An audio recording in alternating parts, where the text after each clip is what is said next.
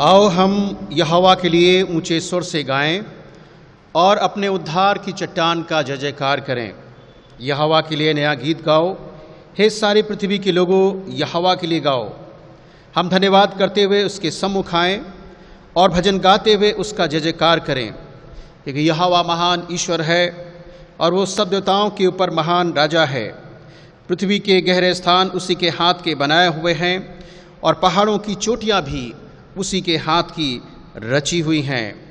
आओ हम झुककर उस परमेश्वर को दंडवत करें और अपने कर्ता यहोवा के सामने घुटने टेकें, क्योंकि वही हमारा परमेश्वर है और हम उसकी चराई की प्रजा और उसके हाथ की भेड़ें हैं। भला होता कि आज तुम उसकी आवाज़ सुनते और अपना हृदय कठोर न करते। यह की स्तुति करो, प्रतिदिन उसके किए उद्धार का सुसमाचार सुनाते रहो, यहोवा की आराधना करो। प्रभु हम सबको आशीष दे। हम प्रार्थना करें, अपनी आंखें बंद करें, दुआ करें। सर्वशक्तिमान जीवित परमेश्वर पिता, हम धन्यवाद आदर आपको देते हुए पुनः आपके पवित्र चरणों पर आते हैं और आपके पवित्र महान नाम को हम धन्य कहते हैं, धन्यवाद देते हैं। परमेश्वर रात भर आपने में संभाल के रखा, सुरक्षित रखा और आज का दिन दिया। हम आनंदित मगन हैं। दिन की शुरुआत प्रभु आपके नाम में हम करते हैं और दिन भर का प्रभु हमारा प्रभु हो। प्रभु हम अपने निवेदन, अपनी विनती, अपनी प्रार्थना हम आपके समीप लेकर आते हैं। एकमात्र सच्चे परमेश्वर आप ही हैं जो हमारी विनती प्रार्थना को सुनते हैं। प्रभु इससे पहले प्रभु हम अपने मनों, अपने दिलों को तैयार करें और प्रभु हम विशेष करके जिस उद्देश्य मकसद के लिए जमा हुए हैं परमेश्वर, हम हमारे जीवन के द्वारा वो पूरा होने पाए। हमारा मन, हमारा ध्यान आपकी ओर केंद्रित हो परमेश्वर पिता। जब आपकी स्तुति आराधना करते हैं प्रभु, आपके गीतों गाते हैं, हम हृदय गहराई के साथ, आत्मा सच्चाई के साथ, तन मन और धन से हम आपकी स्तुति आराधना कर सकें। और जब आपके वचन का मनन ध्यान करते हैं उसके माध्यम से हमारा जीवन प्रभु आपकी योग्य हो सके। हम सबके साथ हो, हमारे सभी दर्शक और श्रोतागणों के साथ होना जो समय अपने प्रिय परिवार के साथ अपने घरों में उपस्थित हैं प्रभु और इस आराधना में सहभागी हो रहे हैं। हर एक को नाम बड़ी बरकत दे। आदर, प्रशंसा, गौरव हम आपको देते हैं। हमारे जीवन से आपको महिमा मिले, हम घटे और आप बढ़ें। हमारी विनती स्वीकार कीजिए। उद्धारकर्ता प्रभु यीशु मसीह के नाम से मांगते हैं, जिसने हमें इस प्रकार सिखाया। हे हमारे पिता, तू जो स्वर्ग में है, तेरा नाम पवित्र माना जाए, तेरा राज्य आए, तेरी इच्छा जैसे स्वर्ग में पूरी होती है वैसे पृथ्वी पर भी हो। हमारी दिन भर की रोटी आज हमें दे और जिस प्रकार हमने अपने अपराधियों को क्षमा किया है तो वैसे हमारे अपराधों को क्षमा कर। हमें परीक्षा में न ला बल्कि बुराई से बचा, क्योंकि राज, पराक्रम और महिमा सदा तेरे है। आमीन। प्रभु यीशु मसीह के मधुर नाम में आप सभी उपस्थित प्रियों को जय मसीह की। Praise the Lord. परमेश्वर आप सबको बहुतायत की बरकत दे।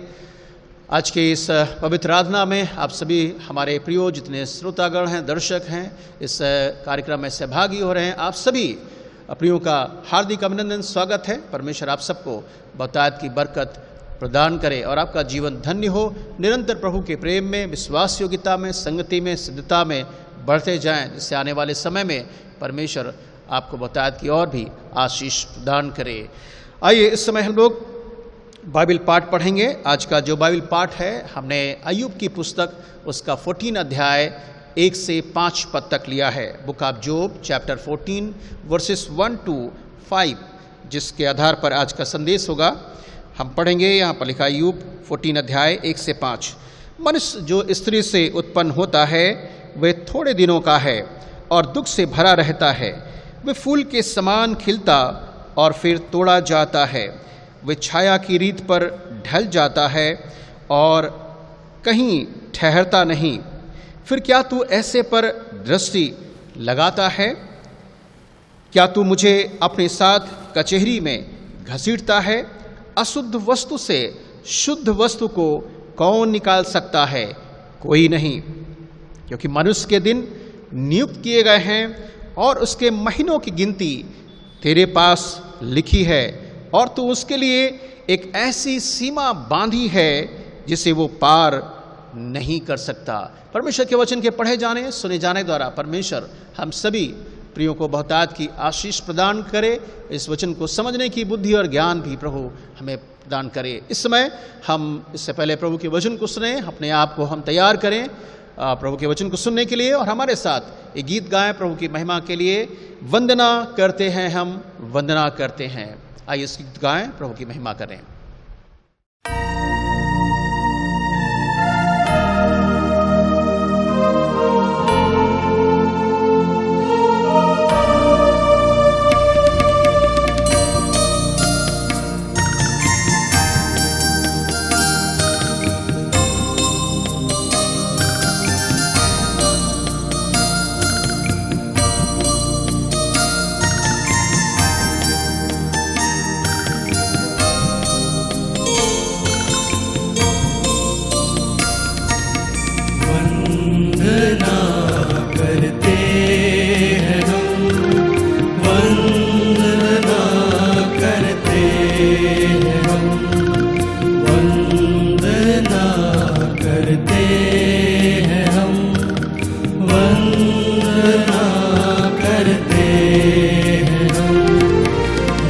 हृदय को तेरे सामने लाकर रखते हैं हम,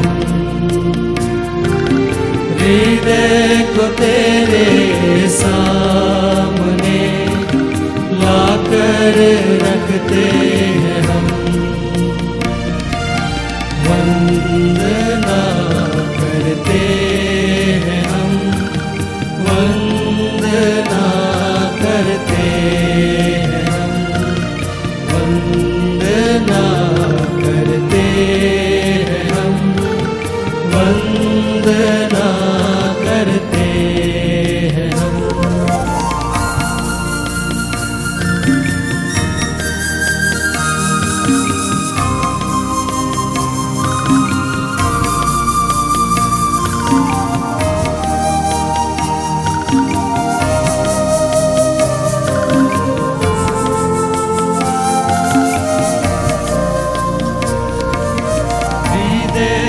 मेरे मसीहा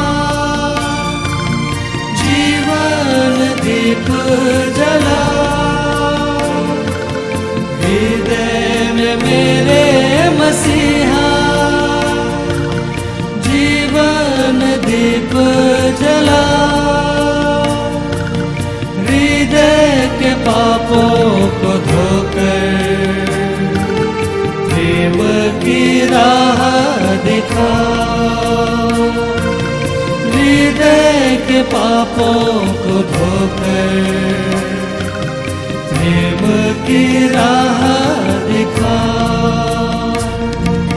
वंदना करते हैं हम, वंदना करते हैं हम, वंदना करते हैं हम, वंदना करते हैं हम।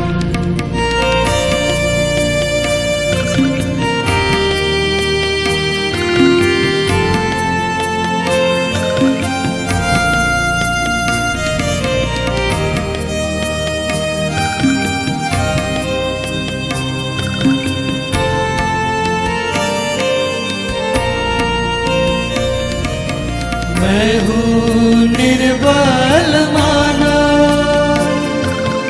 पापों के सागर में खोया, मैं हूँ निर्बल माना, पापों के सागर में खोया। अब तुम संभालो यीशु जी, भव सागर में हूँ खोया। अब तुम संभालो यीशु जी, भव सागर में हूँ खोया। वंदना करते हैं हम, वंदना करते हैं हम, वंदना करते हैं हम, वंदना करते हैं हम।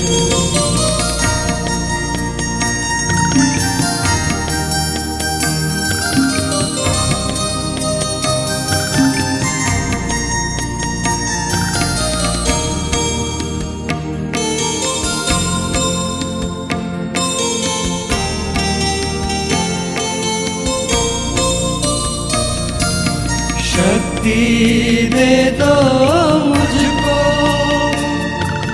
मेरा नहीं कोई भी। शक्ति दे दो मुझको, मेरा नहीं कोई भी। जीवन को मेरे ले ले, गाऊं तेरे ही गीत। जीवन को मेरे ले ले, गाऊं तेरे ही गीत। वंदना करते हैं हम, वंदना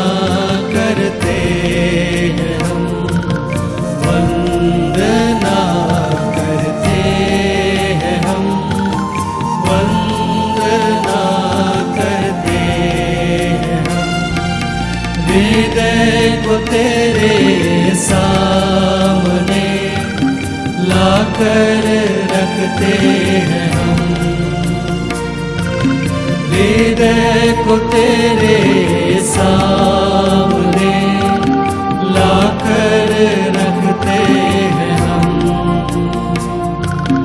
वंदना करते हैं हम, वंदना करते हैं हम, वंदना करते हैं हम, वंदना करते हैं हम।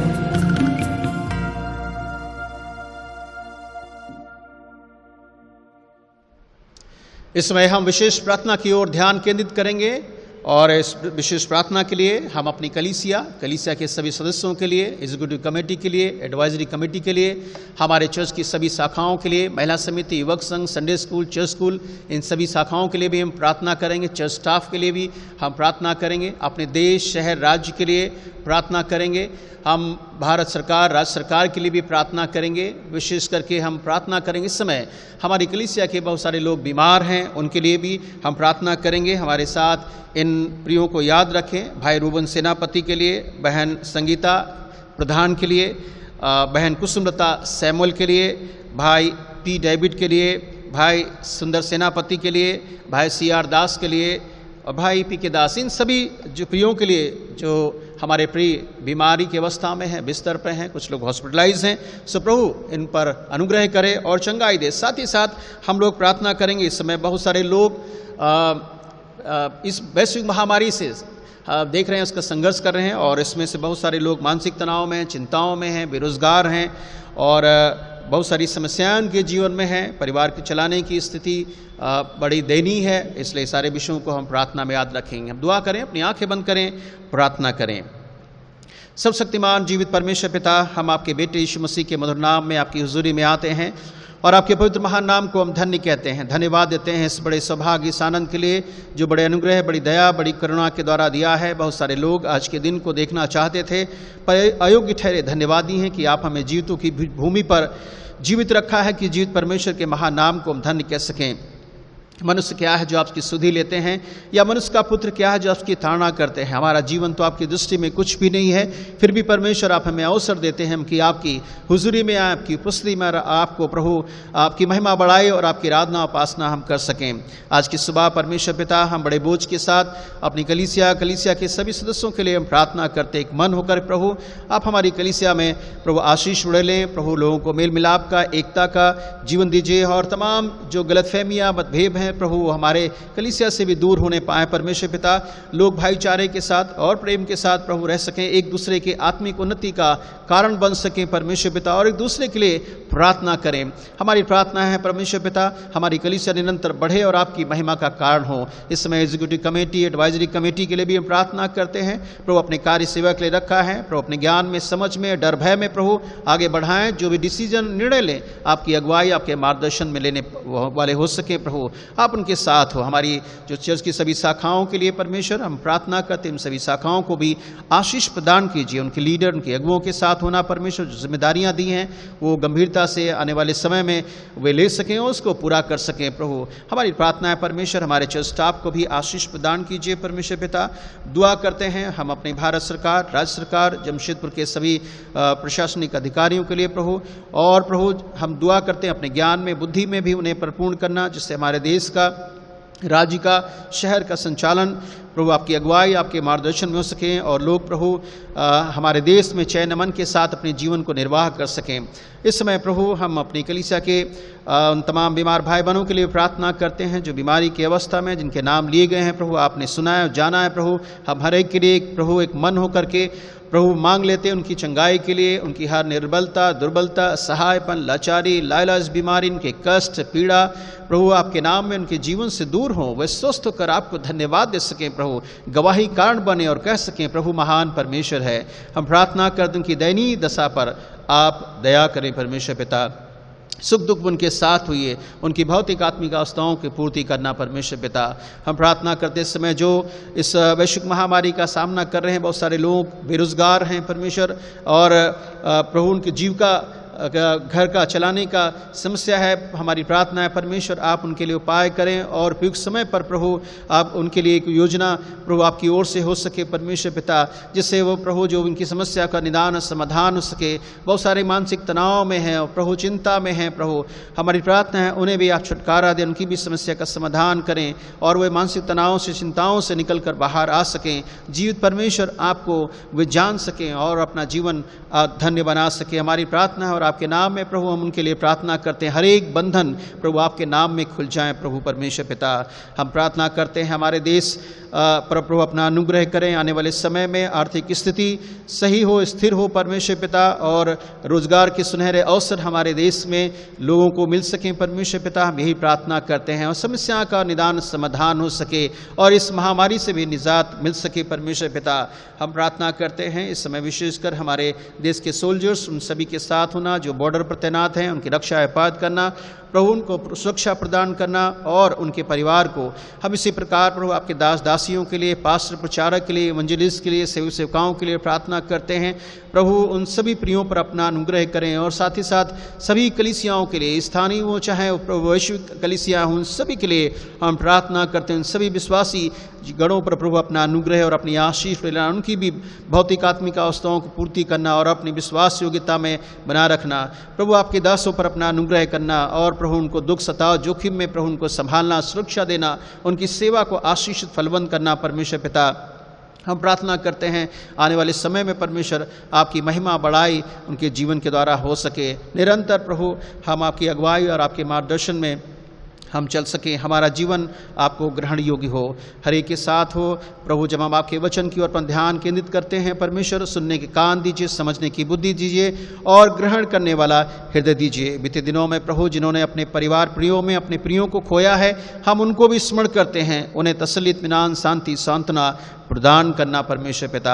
और उस दुख घड़ी में आप उनके साथ होना प्रभु, उस कमी को जो कोई पूरा नहीं कर सकता है अपनी उपस्थिति के द्वारा पूरा करना परमेश्वर पिता। हम प्रार्थना करते हैं हम सबके साथ हो, बड़ी बरकत और आशीष प्रदान कीजिए। आदर, प्रशंसा, गौरव हम आपको देते हुए धन्यवाद के साथ प्रार्थना उद्धार करता प्रभु यीशु मसीह के मधुर नाम में, आमीन। परमेश्वर हम सबको आशीष दे। इस समय हम लोग परमेश्वर के वचन की ओर अपना ध्यान केंद्रित करेंगे और आज हमने अय्यूब की पुस्तक 14 अध्याय लिया है। उससे संबंधित आज का जो विषय है जीवन के बारे में हम लोग देखेंगे। जीवन और मृत्यु क्या है, व्हाट इज़ द लाइफ, जीवन क्या है। हम जब परमेश्वर के वचन से पढ़ते हैं उत्पत्ति की पुस्तक में, जहाँ पर परमेश्वर ने खूबसूरत दुनिया को बनाया, उसमें चिड़ियों परिंदों को बनाया, वनस्पति को बनाया, और उसके बाद परमेश्वर ने चांद तारों और सूरज को बनाया और साथ ही साथ इंसान को भी रचा। बाइबल बताती है परमेश्वर ने उसको भूमि की मिट्टी से बनाया और उसमें अपना जीवन का श्वास फूंक दिया, और बाइबल बताती है कि मनुष्य जीवता प्राणी बन गया और परमेश्वर ने उसको आशीषित किया, उसे कहा फूलो फलो और पृथ्वी में भर जाओ। और उसके बाद में हम जब उत्पत्ति की पुस्तक में आते हैं, वहाँ पर परमेश्वर ने एक हिदायत, एक वार्निंग, एक चेतावनी भी मनुष्य को दिया था। और उसने जैसा कि उस बगीचे में तमाम इस पृथ्वी पर जो पाए जाने वाले फल फूल हैं उनके पेड़ को भी लगाया, और प्रभु ने उनको हिदायत दिया था कि तुम बगीचे के सब वृक्ष के फलों को खा सकते हो, पर जो ज्ञान भलाई और बुराई का जो फल है और ज्ञान का फल है उसको ना तो छूना और ना ही खाना, जिस दिन तुम उसे खाओगे उस दिन तुम्हारी मृत्यु हो जाएगी। और इस तरह से परमेश्वर ने उनको हिदायत दी। पर आगे हम देखते हैं आदम और हव्वा के जीवन में परमेश्वर की अनाज्ञाकारिता आई और उन्होंने परमेश्वर की आज्ञा का उल्लंघन किया और मौत उनके जीवन में दाखिल हो गए। और इस तरह से एक व्यक्ति के पाप के द्वारा मौत आई और मौत सब मनुष्यों में फैल गई और इस तरह से मनुष्य मौत का शिकार हुआ है। हम बाइबल में देखते हैं, आज देखेंगे जीवन और मृत्यु ये किसके हाथ में है। बाइबल में हम पढ़ते हैं, परमेश्वर का वचन हमें सिखाता है, अय्यूब कहता है मनुष्य जो स्त्री से जन्मा है वो थोड़े दिनों का है दिन और महीनों की गिनती हमारे परमेश्वर के पास में है। उसने उसके लिए सीमाना बांधा है, एक सीमा बांधी, एक बाउंड्री बांधी है जिससे मनुष्य उसे पार नहीं कर सकता है। और आइए देखेंगे और कुछ और महत्वपूर्ण बातों को जो परमेश्वर के वचन से हमें पढ़ने को मिलता है। हम 4-5 बातों को इससे संबंधित देखेंगे। पहली बात हम लोग देखेंगे परमेश्वर के वचन से, life and death are in God's hand. जीवन और मृत्यु जो है वो परमेश्वर के हाथ में है। अगर आप मेरे साथ बुक ऑफ डिट्रोनॉमी, व्यवस्थाओं की पुस्तक आप निकालेंगे और वहाँ पर हम देख सकते हैं कि हमारा परमेश्वर जो सृजनहार परमेश्वर है, और उस सृजनहार परमेश्वर के बारे में आप देख सकते हैं बुक ऑफ डिट्रोनॉमी, व्यवस्थाओं की पुस्तक, और उसका 32 चैप्टर मेरे साथ निकालें और उसका 39 पद देखेंगे। बुक ऑफ डिट्रोनॉमी 32 और वर्स 39 लिखा है, इसलिए अब तुम देख लो कि मैं ही वह हूँ जो मेरे संग कोई देवता नहीं है।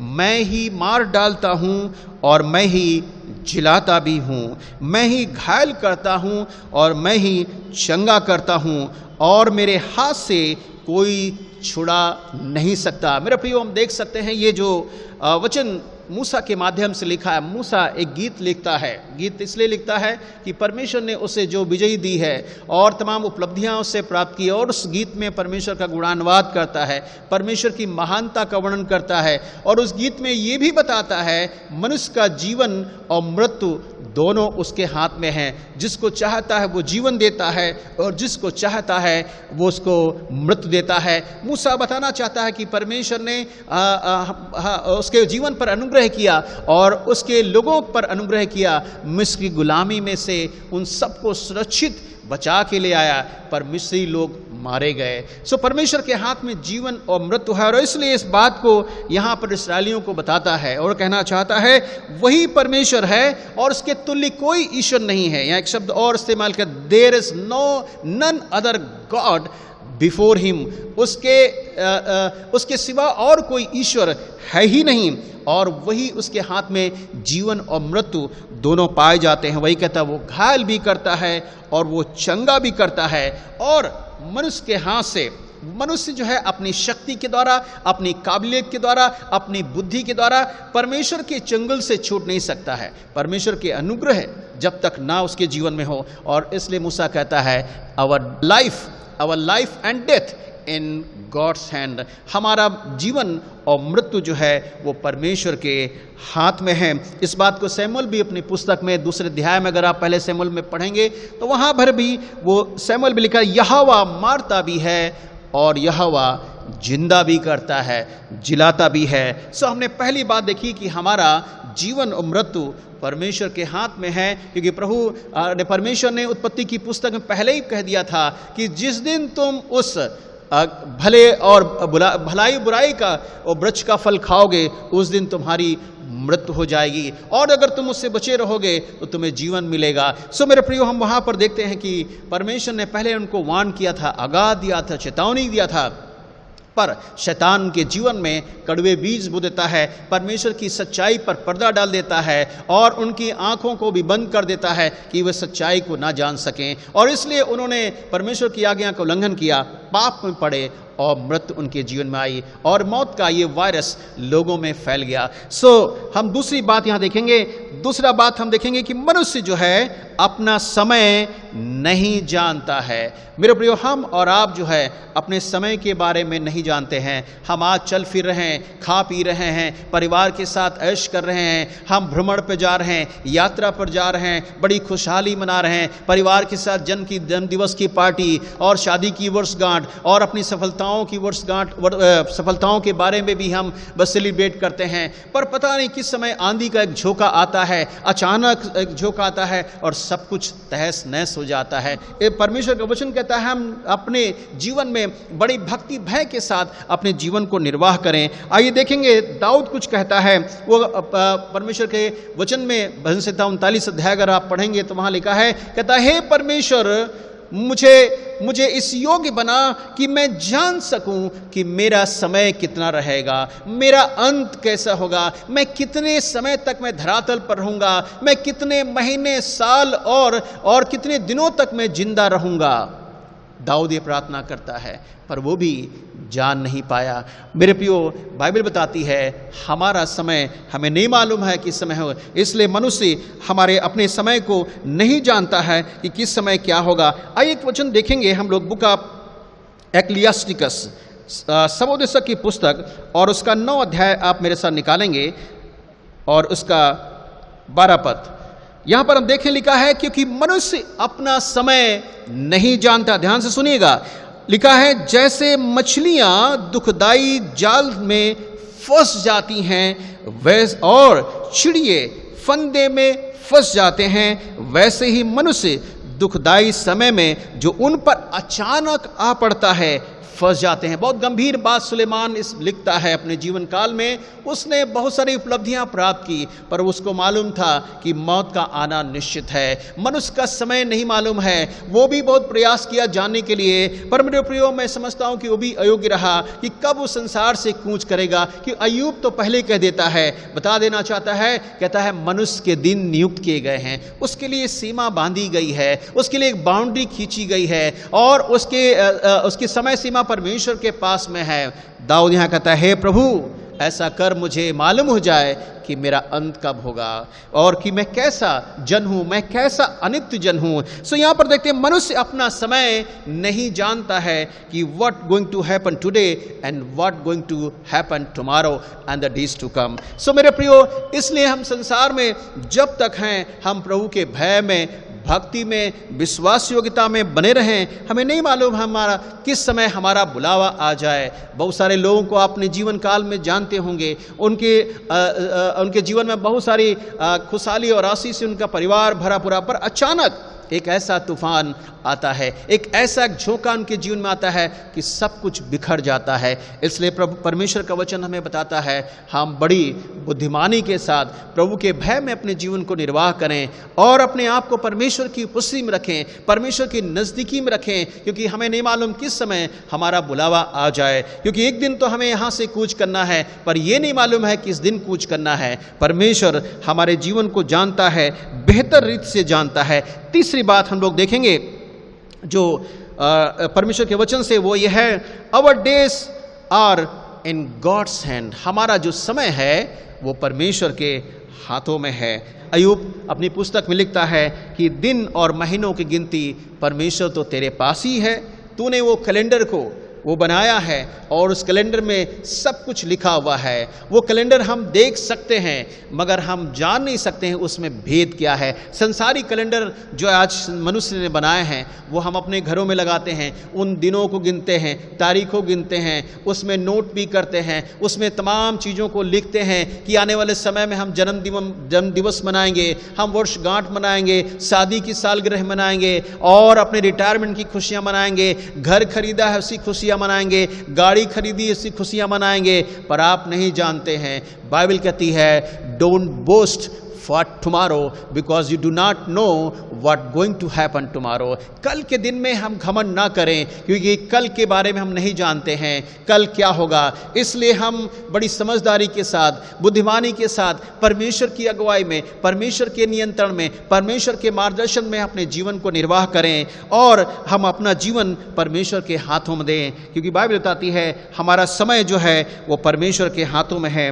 आइए हम परमेश्वर के वचन से एक वचन पढ़ेंगे, बुक ऑफ साम्स हमारे साथ निकालेंगे और उसका 31 अध्याय, book of Psalms 31 chapter and verse 15, भजन 31 अध्याय 15 पद। यहाँ पर इस प्रकार से हमें पढ़ने को मिलता है, लिखा है कि मेरे दिन तो तेरे हाथ में है प्रभु, तू मुझे मेरे शत्रुओं और मेरे सताने वालों के हाथ से छुड़ा ले। दाऊद कहता है my times are in your hand, deliver me from the hands of mine enemies and from the that they persecute me. So दाऊद यहाँ पर प्रार्थना करता है कि प्रभु मुझे मालूम है मेरा दिन तो आपके हाथ में है, मेरा समय तो आपके हाथ में है, मुझे नहीं मालूम पता चल पा रहा है कि मैं कितने दिन, कितने महीने, कितने वर्ष तक प्रभु मैं जिंदा रहूंगा।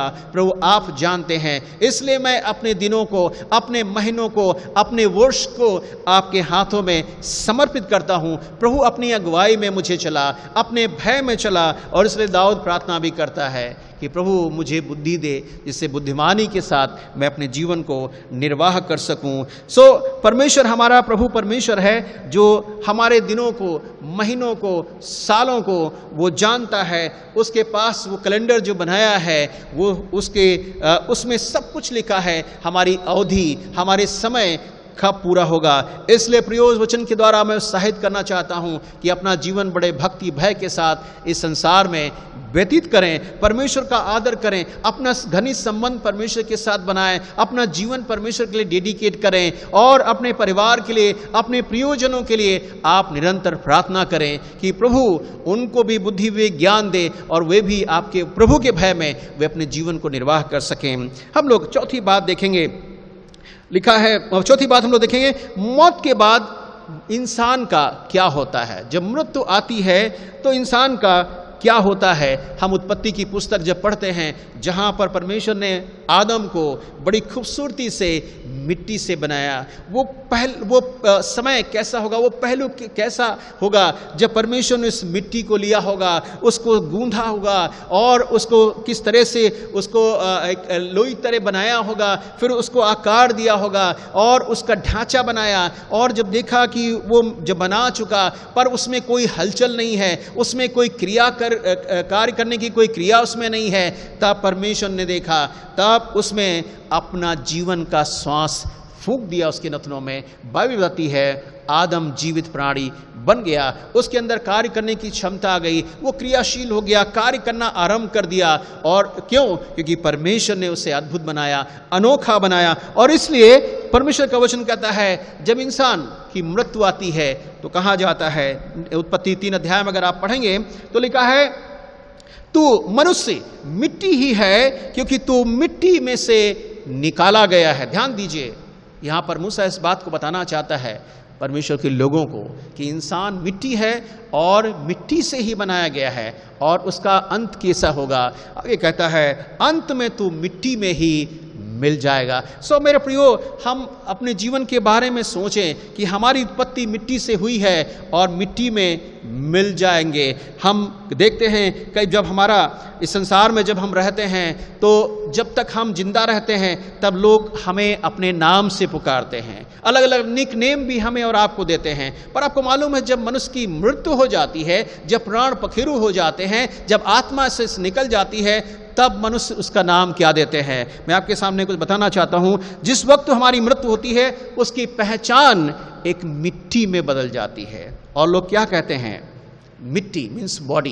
कहला मिट्टी हो गई, मिट्टी हो गई। मिट्टी को उठाओ, मिट्टी को यहाँ रखो, मिट्टी को नहला दो, मिट्टी को कपड़े पहना दो, मिट्टी को बॉक्स में रख दो, मिट्टी को कंधे पर उठा लो, मिट्टी को कब्रिस्तान की ओर ले जाओ और अंत में मिट्टी को मिट्टी में दफना दो।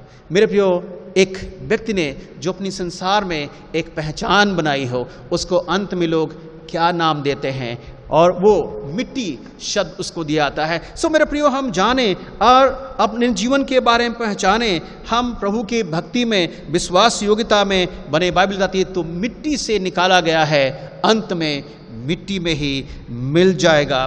बाइबल बताती है सबोदेशक की पुस्तक में अगर 12 अध्याय पढ़ेंगे, वहां पर आखिरी पदों में लिखा हुआ है, लिखा है तब मिट्टी ज्यों की त्यों मिट्टी में मिल जाएगी और आत्मा जो परमेश्वर ने दिया है वो परमेश्वर के पास लौट जाएगा। तो मरने के बाद हमारा जो नाम है किस में बदल जाता है? मिट्टी में परिवर्तित हो जाता है। इसलिए मेरे प्रियो, हम अपना जीवन जो परमेश्वर ने हमें दिया है, आत्मा, उसको सुरक्षित रखें कि वो परमेश्वर के पास जाए। दाऊद अपने वचन में प्रार्थना करता है अपनी आत्मा के लिए। स्तफनुस जो है, जब वो उसे पत्थरवाह किया जाता है, वो अपनी आत्मा के लिए प्रार्थना करता है। यीशु मसीह को जो क्रूस पर चढ़ाया गया, उसके बाद में आखिरी 7 वाणियों में प्रभु ने अपनी आत्मा की चिंता की और ने कहा, हे पिता, मैं अपनी आत्मा तेरे हाथों में सौंपता हूं, सुरक्षित रहे। और इसलिए मेरे प्रियो, हम संसार में जी रहे हैं, हम अपने शरीर के लिए नहीं बल्कि आत्मा का बचाने का प्रयास करें। हमारी आत्मा सुरक्षित रहे कि वो परमेश्वर के राज्य के योग्य हो सके। अगली बात हम लोग देखेंगे, मनुष्य के जीवन की दीर्घायु कितनी है, उसकी अवधि कितनी है, उसका समय कितना है। जब भजन 39 अध्याय में पढ़ेंगे तो वहां पर आप देख सकते हैं, दाऊद कहता है, देख प्रभु, तूने मेरी आयु तो 42 भर की रखी है। हे प्रभु, तूने मेरी आयु, तेरी दृष्टि में तो कुछ भी नहीं है, ऐसा कहता है। सो आप देख सकते हैं, इंसान की आयु एक 42 भर की है, उसकी दृष्टि में तो कुछ भी नहीं है। या और आगे कहता है, हमारी आयु तो थोड़े दिनों की भी है, ऐसा भी कहा जाता है।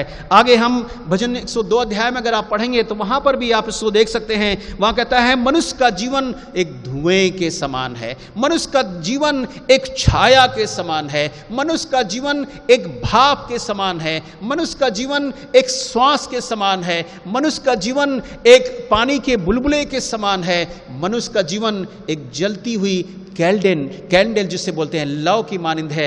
जब तक कैंडल जलती रहती है, उसमें मोम रहता है, तब तक वो जलती रहती है, और जहां मोम समाप्त हो जाता है, मोमबत्ती समाप्त हो जाती है, उसकी रोशनी समाप्त हो जाती है। वैसे मेरे प्रियो, हमारा और आपका भी जीवन है। जब तक हमारे अंदर ये रूह है, सांस है, हम चल रहे हैं परमेश्वर, जिस दिन परमेश्वर बुला लेगा उस दिन ये पृथ्वी का डेरा सरीखा जो है घर गिरा दिया जाएगा मेरे प्रियो। और इसलिए परमेश्वर ने कहा है कि हमको परमेश्वर की ओर से एक ऐसा शरीर जो मिलेगा वो अविनाशी होगा, वो उसमें किसी प्रकार की चीज़ें दाखिल नहीं होने पाएंगी। सो मेरे प्रियो, हम परमेश्वर की योजना को जाने। हमारा जीवन अल्प है, थोड़ा है, थोड़े दिनों का है, इसलिए बड़े भक्ति भय के साथ हम अपने जीवन को व्यतीत करें, डर भय के साथ जीवन व्यतीत करें, प्रभु को महिमा दें, और हम एक खराई और सच्चाई का जीवन व्यतीत करें, और तमाम तरह की जो हमारे जीवन में तमाम बुराइयां हैं, हम उन तमाम बुराइयों को दूर करें। पौलुस कहता है, मैं क्रूस पर मसीह के साथ मैं मसीह के साथ क्रूस पर चढ़ाया गया, अब मैं जिंदा नहीं हूँ पर मसीह मुझ में जिंदा है। मेरे प्रियो, अपने अंदर झांकें, अपनी अंतरात्मा को झांकें। हम किसके लिए जी रहे हैं? संसार के लिए जी रहे हैं, लोगों के लिए जी रहे हैं, या परमेश्वर के लिए जी रहे हैं? पौलुस ये कहता है, मैं अगर जीऊंगा तो परमेश्वर के लिए जीऊंगा, और यदि मर जाता हूं तो मेरे लिए आनंद की बात होगी कि मैं परमेश्वर के राज्य में जाऊंगा। सो प्रश्न ये उठता है, हम किसके लिए जी रहे हैं? परमेश्वर के लिए या संसार के लिए? मेरे लिए बाइबल बताती है, हम बड़े भक्ति भय के साथ अपने जीवन को निर्वाह करें।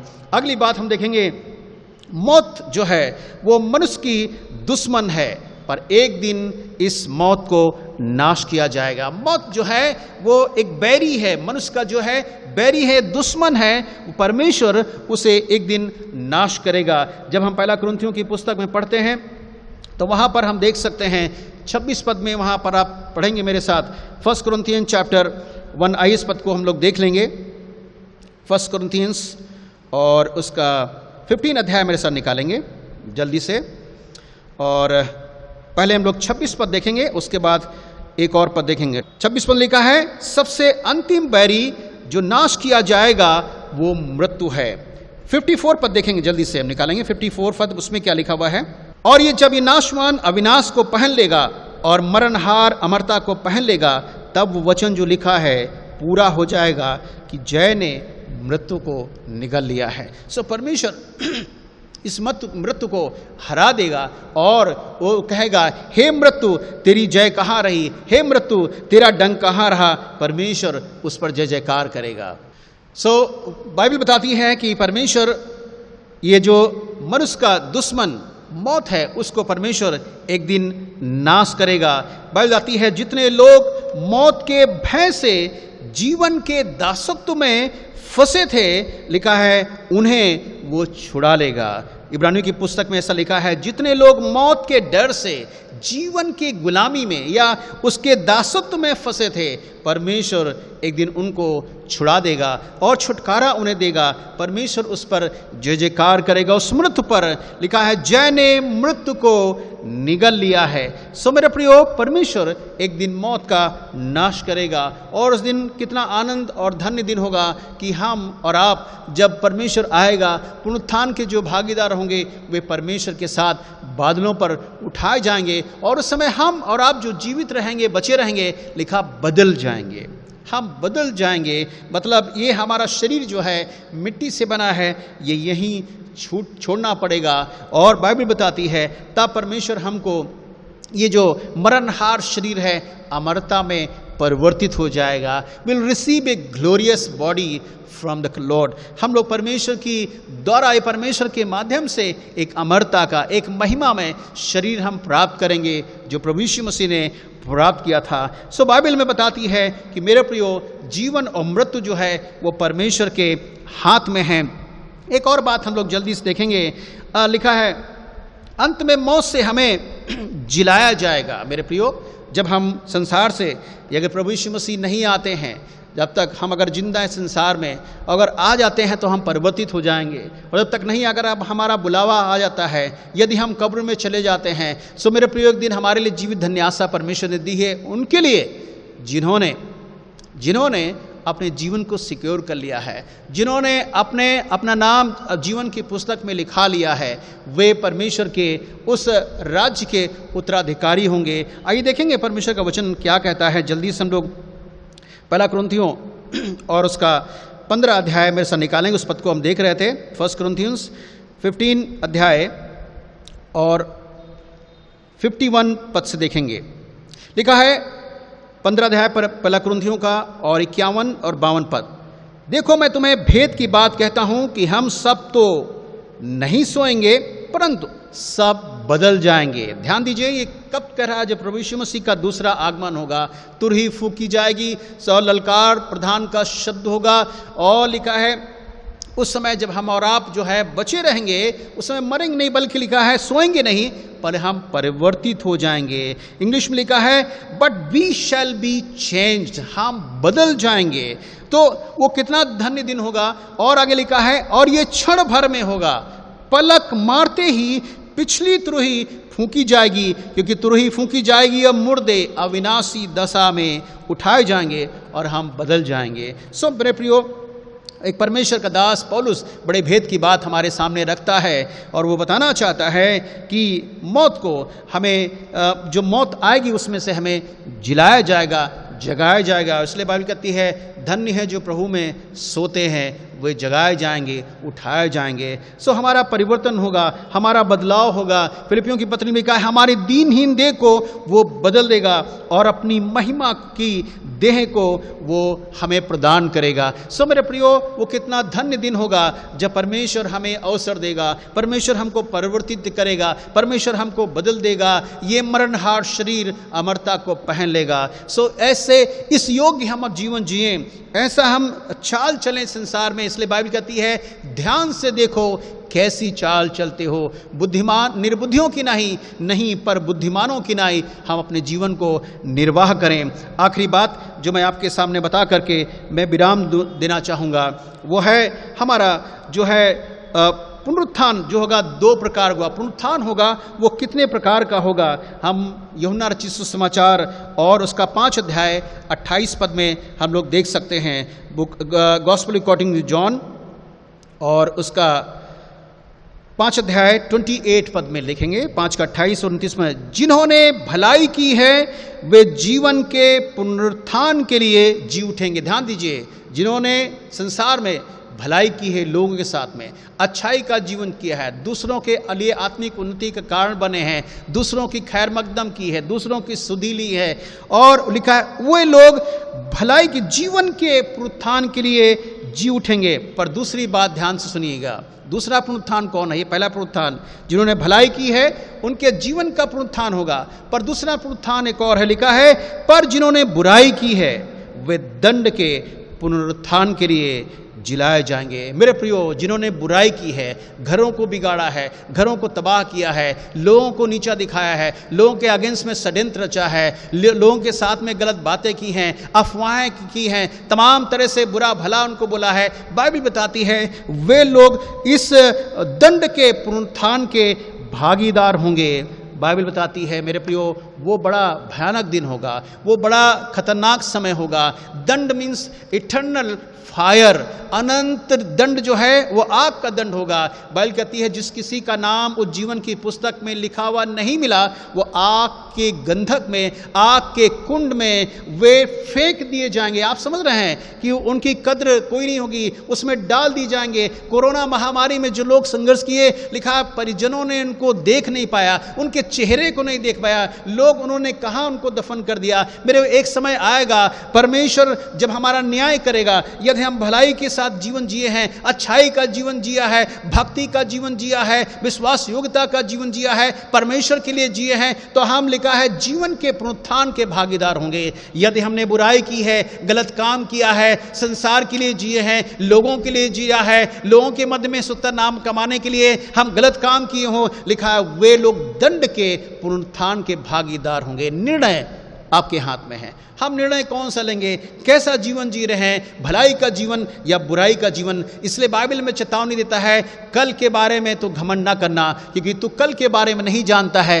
कल क्या होगा। इसलिए आज का दिन है जो परमेश्वर ने दिया है, इसको सोचे विचारे, बड़ी भक्ति के साथ जीवन जी सके। दाऊद भजन 90 में लिखता है, कहता है प्रभु हमको अपने दिन गिनने की समझ दे, जिससे हम बुद्धिमान हो जाएं और बुद्धिमता के साथ जीवन निर्वाह कर सकें। सो मेरे प्रियो, परमेश्वर के वचन को ही विराम देना चाहेंगे, उत्साहित इनकरेज करना चाहेंगे कि निरंतर आप प्रभु में बढ़ें और प्रभु का भय माने। बाइबल कहती है जीवन और मृत्यु जो है वो परमेश्वर के हाथों में है। मैं एक इलस्ट्रेशन आपके सामने बताकर विराम देना चाहूँगा।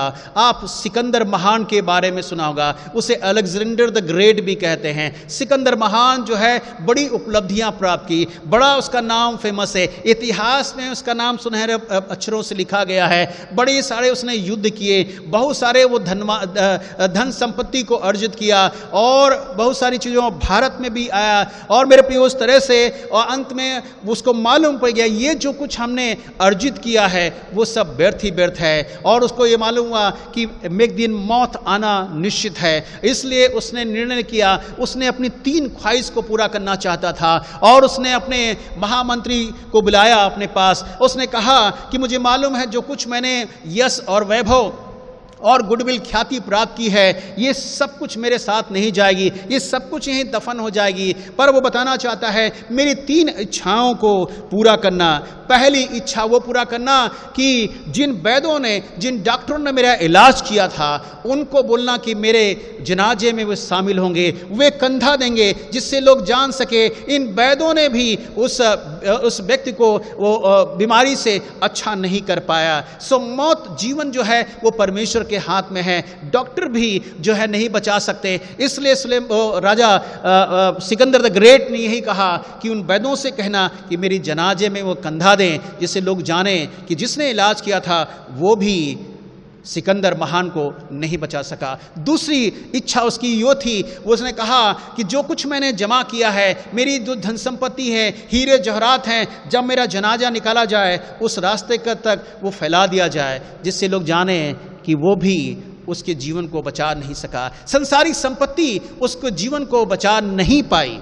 तीसरी अंतिम इच्छा उसकी ये कहा अपने महामंत्री से, जब मेरा जनाजा निकाला जाए मेरे कफन बॉक्स से दोनों हाथों को बाहर निकाल दिया जाए, जिससे लोग जाने, जनता जाने, राज्य लोग जाने और मेरी प्रजा जाने कि सिकंदर महान जिसने बहुत कुछ इकट्ठा किया था पर मरते वक्त वो खाली हाथ जा रहा, सिर्फ वो 5 मीटर कपड़ा वो अपने हाथ लेकर जा रहा है। सो बाइबल कहती है मनुष्य जो खाली हाथ आया है और खाली हाथ वो लौट जाएगा। मनुष्य जो मिट्टी से बना है अंत में मिट्टी में मिल जाएगा। हम सोचें विचारें हम कहाँ पर हैं, हम कहाँ जाएंगे। आज के वचन को ही विराम देंगे। बाइबल कहती है यदि आप उसकी आवाज़ को सुनना तो अपने हृदय को कठोर ना करना। मेरे प्रियो, जब उसकी आप आवाज़ सुने अपने हृदय खोल दें। प्रभु यही कहता है, प्रभु किसी पापी की मौत से नहीं खुश होता है। वो कहता है मनुष्य पश्चाताप करे, तौबा करे और अपना जीवन परमेश्वर को दे, जिससे परमेश्वर हमें आशीषित करे। प्रभु हम सबको बड़ी बरकत और आशीष प्रदान करे। God bless you. इस समय हम लोग मिलकर के गीत गाएंगे प्रभु की महिमा के लिए। उसके साथ अपनी भेंटों को प्रभु के लिए हम अर्पण करेंगे। जय जय प्रभु यीशु की हमको बचाने आ जगत में, इस गीत को गाएं और अपनी भेंटों को उसके लिए अर्पण करेंगे।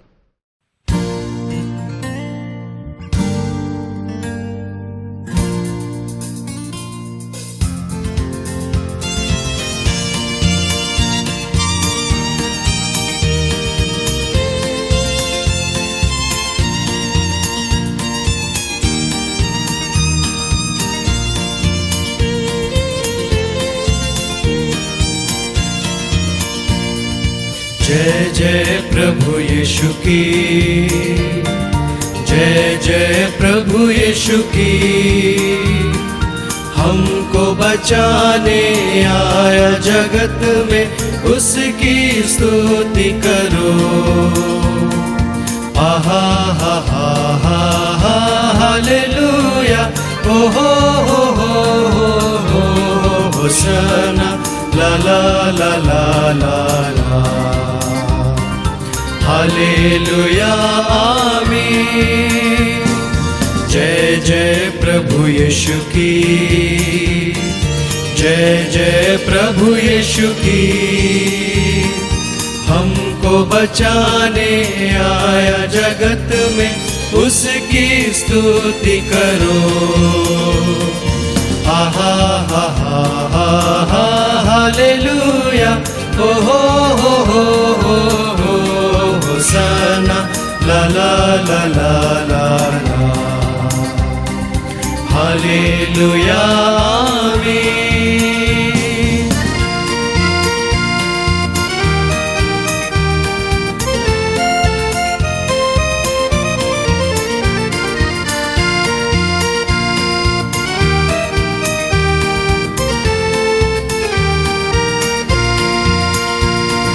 खून की धारा बहती सूली से, जिसमें धुले सब पाप, धो लो अब तुम अपने हृदय को, उसमें रहे नादाग। खून की धारा बहती सूली से, जिसमें धुले सब पाप, धो लो अब तुम अपने हृदय को, उसमें रहे नादाग। जय जय प्रभु यीशु की, जय जय प्रभु यीशु की, हमको बचाने आया जगत में, उसकी स्तुति करो। आहा हा हा हा हा हालेलुया, ओ हो होशाना, ला ला ला ला ला ला, हालेलुया आमीन।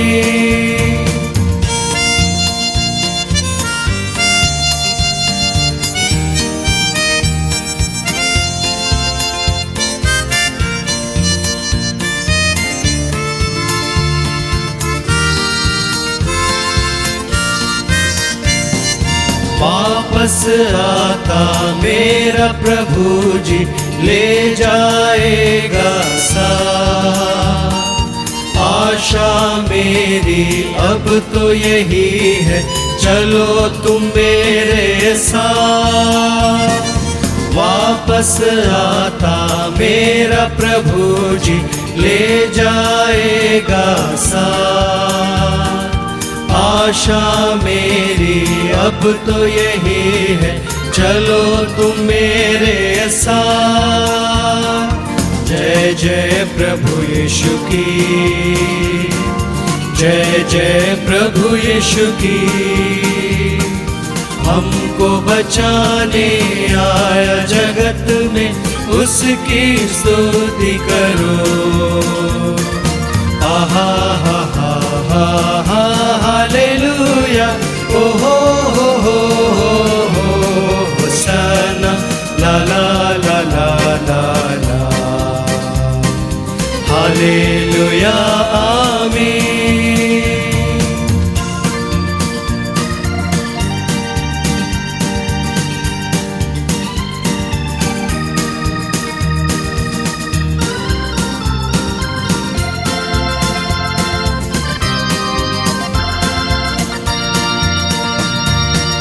हरदम होंगे साथ यीशु के, खुशी और शांति आराम। आएगा वो लेने तुम्हें भी, रहना तुम भी तैयार। हरदम होंगे साथ यीशु के, खुशी और शांति आराम। आएगा वो लेने तुम्हें भी, रहना तुम भी तैयार। जय जय प्रभु यीशु की, जय जय प्रभु यीशु की। हमको बचाने आया जगत में, उसकी स्तुति करो। आहा हा हा हा हालेलुया, ओ हो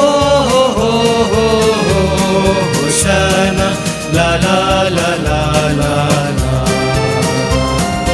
हालेलुया आमीन। आइए हम अपने स्थानों पर खड़े हो जाएंगे इस समय, और हम आप सबके लिए प्रार्थना करना चाहते हैं। इन सभी भेंटों के लिए भी और आपके लिए सभी के लिए दुआ करें। अपनी आंखें बंद करें, प्रार्थना करें। महान जीवते सामर्थी परमेश्वर पिता, धन्यवाद और आपको देते हुए बड़ी दीनता के साथ आपकी हुजूरी में आते हैं और आपके पवित्र महान नाम को हम धन्य कहते हैं, धन्यवाद देते हैं। परमेश्वर, आपने वचन के द्वारा हमसे बातें की हैं और हमने आपके वचन से सीखा जीवन और मृत्यु जो है आपके पास है। और प्रभु, आपके हाथों में, हमारे दिन आपके हाथ में है परमेश्वर। मनुष्य अपना समय नहीं जानता है परमेश्वर। जैसे मछलियाँ जाल में फंस जाती हैं और चिड़िया फंदे में फंस जाती हैं, वैसे ही मनुष्य एक दिन जाल में फंस जाएगा और उसे कोई नहीं निकाल पाएगा। इसलिए प्रभु, आप चाहते हैं कि हम संसार में जब तक हैं, हम भय का जीवन जिएं, भक्ति का जीवन जिएं और दीनता नम्रता का जीवन जिएं, क्योंकि प्रभु आप हमसे यही अपेक्षा करते हैं कि हम अपना जीवन आपको अर्पित करें। प्रभु, हम प्रार्थना करते हैं यदि हमारे जीवन में कोई ऐसी बात है जो आपको स्वीकार योग्य, ग्रहण योग्य नहीं है, प्रभु आप हमारे जीवन से दूर करें। हमारे जीवन में प्रभु वो आत्मा के 9 वरदान दें परमेश्वर पिता, जिससे हम आपकी भक्ति भय में बढ़ सकें।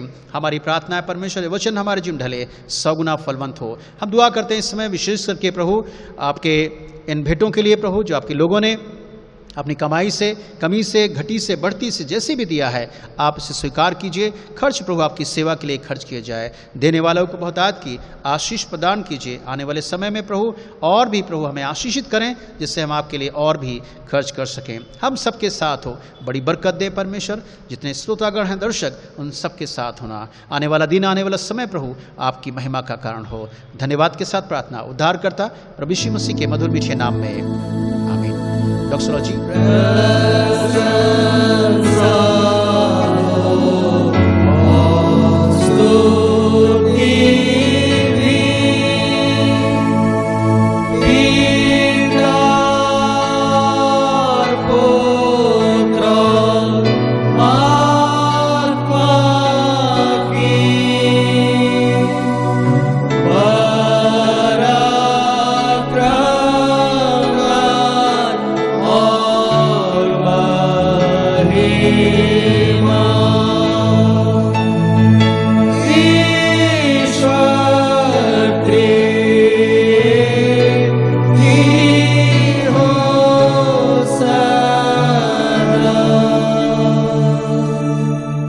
हमारे प्रभु यीशु मसीह का अनुग्रह है, पिता परमेश्वर का प्रेम, पवित्र आत्मा की सहभागिता, संगति और शांति प्रभु यीशु मसीह के दूसरे आगमन तक हम सभी प्रियों के साथ, सभी कलीसियाओं और विश्वासियों के साथ यीशु के दूसरे आगमन तक युगानुगान तक होती रहे।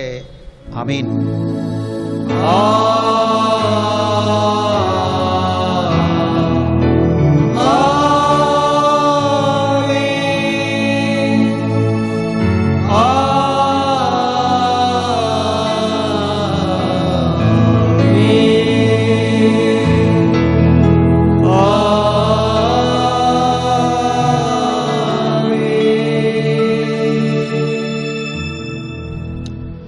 प्रभु आप सबको आशीष दे। God bless you.